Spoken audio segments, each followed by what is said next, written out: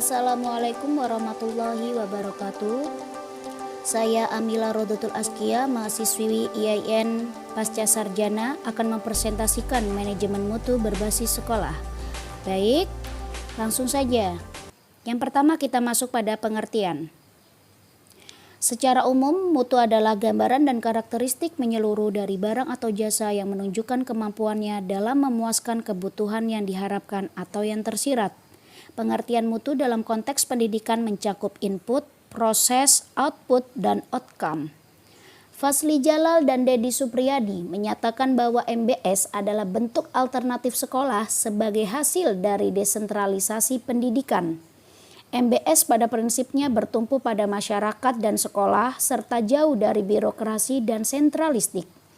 MBS berpotensi untuk meningkatkan partisipasi masyarakat, pemerataan, efisiensi, serta manajemen yang bertumpu pada tingkat sekolah.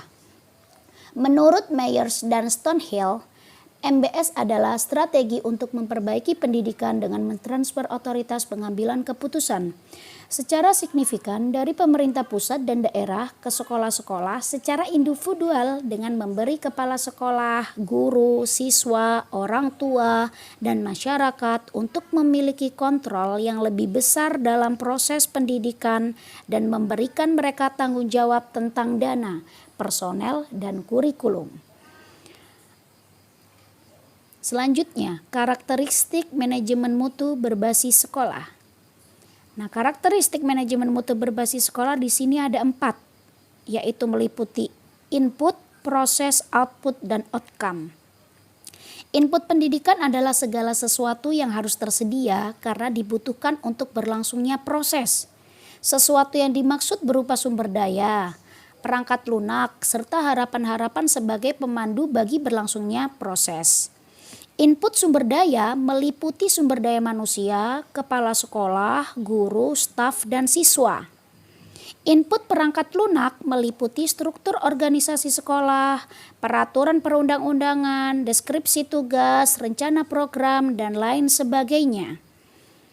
Input harapan-harapan berupa visi misi, tujuan, dan sasaran-sasaran yang ingin dicapai oleh sekolah. Kesiapan input itu sangat diperlukan agar proses dapat berlangsung dengan baik. Oleh karena itu, tinggi rendahnya mutu input dapat diukur dari tingkat kesiapan input itu. Yang kedua adalah proses. Proses pendidikan merupakan berubahnya sesuatu menjadi sesuatu yang lain. Proses yang dimaksud adalah proses pengambilan keputusan, proses pengelolaan kelembagaan, proses pengelolaan program, proses belajar, mengajar, dan proses monitoring dan evaluasi. Dengan catatan bahwa belajar memiliki tingkat kepentingan tertinggi dibandingkan dengan proses-proses lainnya. Proses dikatakan bermutu tinggi apabila pengoordinasian dan penyerasian serta pemanduan input sekolah dilakukan secara harmonis, sehingga mampu menciptakan situasi pembelajaran yang menyenangkan, mampu mendorong motivasi dan minat belajar, dan benar-benar mampu memberdayakan peserta didik. Selanjutnya adalah output. Output pendidikan merupakan kinerja sekolah, yang mana kinerja itu akan tercapai oleh kualitas, efektivitas, efisiensi, inovasi di dalam sekolah itu. Dapat dijelaskan bahwa output sekolah dikatakan berkualitas atau bermutu tinggi jika prestasi sekolah itu bagus.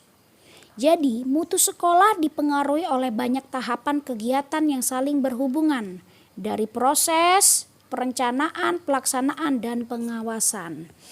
Yang keempat adalah outcome, yaitu pemberdayaan lulusan agar memberikan efek jangka panjang dari proses pendidikan sehingga dapat bermanfaat kepada masyarakat. Oke, selanjutnya adalah konsep dasar manajemen mutu berbasis sekolah. Konsep dasar manajemen mutu berbasis sekolah yang pertama adalah otonomi. Otonomi adalah kewenangan atau kemandirian Jadi otonomi sekolah adalah kewenangan sekolah untuk mengatur dan mengurus kepentingan warga sekolah menurut prakarsa sendiri berdasarkan aspirasi warga sekolah sesuai dengan peraturan perundang-undangan pendidikan nasional yang berlaku. Pengambilan keputusan partisipasif untuk yang kedua, yaitu adalah mengambil keputusan melalui penciptaan lingkungan yang terbuka dan demokratik, di mana warga sekolah seperti guru, siswa, karyawan, orang tua siswa, masyarakat didorong untuk terlibat secara langsung dalam proses pengambilan keputusan yang dapat berkontribusi terhadap pencapaian tujuan sekolah. Selanjutnya, tujuan manajemen mutu berbasis sekolah. Baik, tujuan yang pertama adalah meningkatkan mutu pendidikan melalui kemandirian dan inisiatif sekolah dalam mengelola dan memberdayakan sumber daya yang tersedia. Meningkatkan kepedulian warga sekolah dan masyarakat dalam penyelenggaraan pendidikan melalui pengambilan keputusan bersama. Yang ketiga adalah meningkatkan tanggung jawab sekolah kepada orang tua, masyarakat, dan pemerintah tentang mutu sekolahnya. Yang keempat, meningkatkan kompetisi yang sehat antar sekolah tentang mutu pendidikan yang akan dicapai.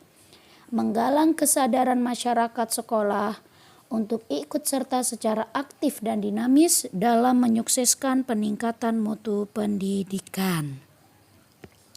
Baik, selanjutnya, manfaat manajemen mutu berbasis sekolah.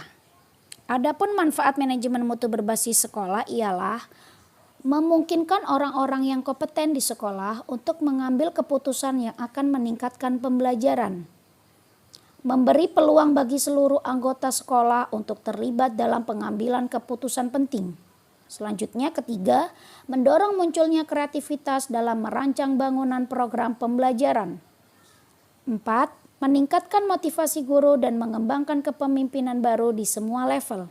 5. Menghasilkan rencana anggaran yang lebih realistik ketika orang tua dan guru makin menyadari keadaan keuangan sekolah, batasan pengeluaran, dan biaya program-program sekolah.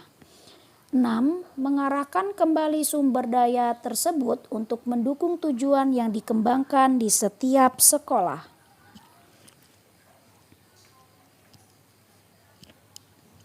Selanjutnya, kerangka kerja dalam manajemen mutu berbasis sekolah. Manajemen mutu berbasis sekolah ini diharapkan sekolah dapat bekerja dalam koridor-koridor tertentu, yaitu seperti sumber daya sekolah harus mempunyai fleksibilitas dalam mengatur semua sumber daya sesuai dengan kebutuhan setempat.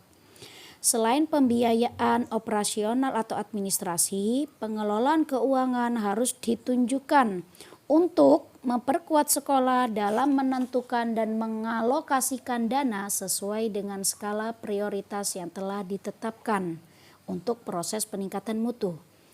Selanjutnya, pemisahan antara biaya yang bersifat akademis dari proses pengadaannya. Selanjutnya, pengurangan kebutuhan birokrasi pusat. 2.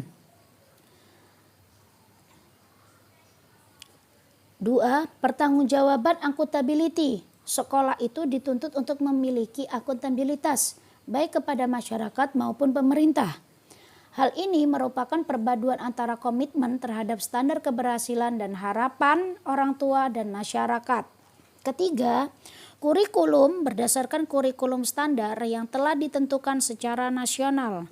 Sekolah bertanggung jawab untuk mengembangkan kurikulum baik dari standar materi dan proses penyampaiannya. Melalui penjelasan bahwa materi tersebut ada manfaat dan relevansinya terhadap siswa. Sekolah harus menciptakan suasana belajar yang menyenangkan dan melibatkan semua indera dan lapisan otak serta menciptakan tantangan agar siswa tumbuh dan berkembang secara intelektual dengan menguasai ilmu pengetahuan, terampil, memiliki sikap arif dan bijaksana, karakter dan memiliki kematangan emosional. Nah, dalam kurikulum di sini ada 3 hal yang harus diperhatikan dalam kegiatan. Yang pertama, pengembangan kurikulum tersebut harus memenuhi kebutuhan siswa. Yang kedua, Bagaimana pengembangan keterampilan pengelolaan untuk menyajikan kurikulum tersebut kepada siswa sedapat mungkin secara efektif dan efisien dengan memperhatikan sumber daya yang ada. Yang ketiga, mengembangkan berbagai pendekatan yang mampu mengatur perubahan sebagai fenomena alamiah di sekolah. Baik, selanjutnya strategi penerapan manajemen mutu berbasis sekolah di lembaga pendidikan. Yang pertama, ialah menyusun basis data dan profil sekolah lebih presentatif, akurat, valid, dan secara sistematif menyangkut berbagai aspek akademis, administratif, dan keuangan. Kedua, melakukan evaluasi diri untuk menganalisa kekuatan dan kelemahan mengenai sumber daya sekolah, personel sekolah, kinerja dalam pengembangan dan pencapaian target kurikulum, dan hasil-hasil yang dicapai siswa berkaitan dengan aspek-aspek intelektual dan keterampilan maupun aspek lainnya. Mengidentifikasikan kebutuhan sekolah dan merumuskan visi misi dan tujuan dalam rangka menyajikan pendidikan yang berkualitas bagi siswanya sesuai dengan konsep pembangunan pendidikan nasional yang akan dicapai. Baik, itu tadi materi yang saya sampaikan. Kurang lebihnya saya mohon maaf. Sekian dan terima kasih. Assalamualaikum warahmatullahi wabarakatuh.